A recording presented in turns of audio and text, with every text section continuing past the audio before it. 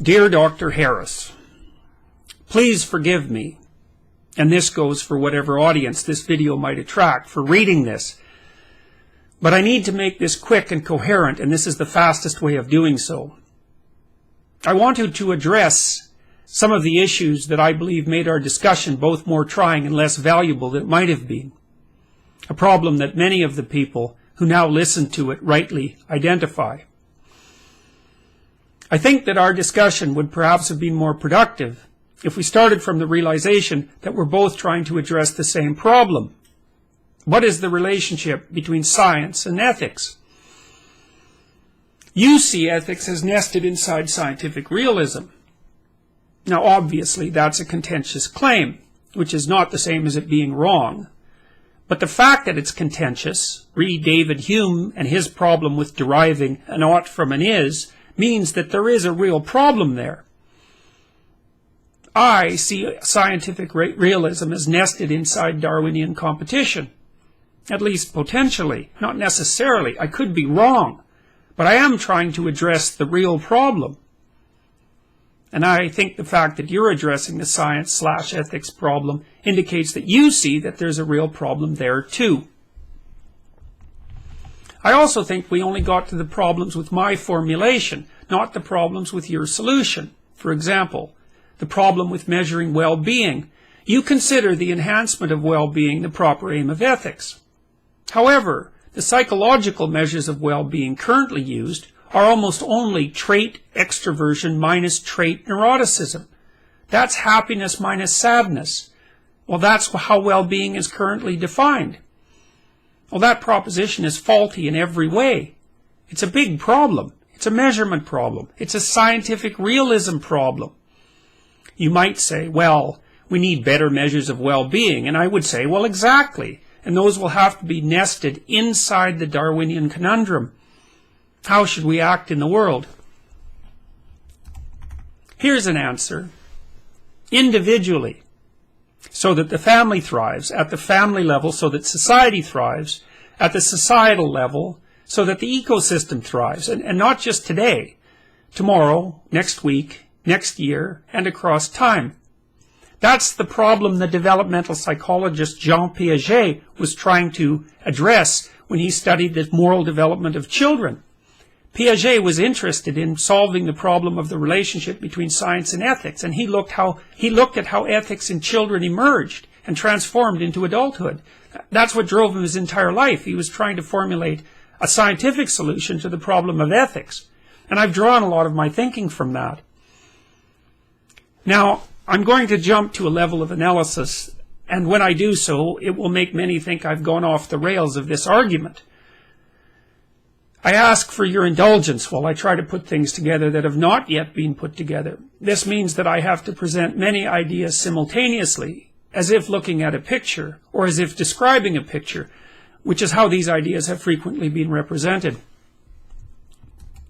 The individual who acts in this equilibrated manner is the mythological hero. It's the mythological hero who confronts the unknown, with attention and intent to communicate. It's the archetypal hero who obtains the gold from the eternal dragon, the dragon of chaos. That's an evolved representation of the predatory but promising domain beyond the safety of the tree or the campfire. It's the archetypal hero who distributes the gold that he obtains from the dragon to the community. It's him who rescues the youthful virgin from the predatory reptile. That's St. George. It's the oldest story we know. It's in the Enuma Elish, the Mesopotamian creation myth, upon which the opening lines of Genesis are founded. Can't you see an evolutionary relationship? That's the archetypal hero. That's first a way of behaving. Second, it's a representation of that way of behaving. Third, it's a way of organizing society itself around that action and representation. Fourth, it's that society that then selects, through masculine competition, for the best contender to that representation. And finally, it's what is selected for by women, who peel off the top of the masculine competition. Women outsource the impossible cognitive task of mate selection to the male dominance hierarchy. A hero emerges at the top of the competition. He gets all the girls. It's that which is selected for. And human females perform part of the selection process. They're Mother Nature, the selection apparatus, the choosy maters that female chimps are not.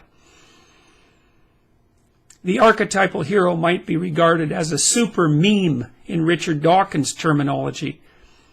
It's been around so long that we have adapted biologically to its existence, just as we have adapted in every way to the presence of the 300-million-year-old dominance hierarchy, which is more permanent, more real, even from a strictly realist perspective, than such evanescent phenomena as amphibians, reptiles, and mammals. It's even older than trees. The closer you are to that archetypal hero, the more likely you are, at least as a male, to win the dominance hierarchy contest that makes you attractive to women. If Richard Dawkins, who formulated the idea of the meme, was wiser, he would have been Carl Jung. An archetype is the ultimate meme.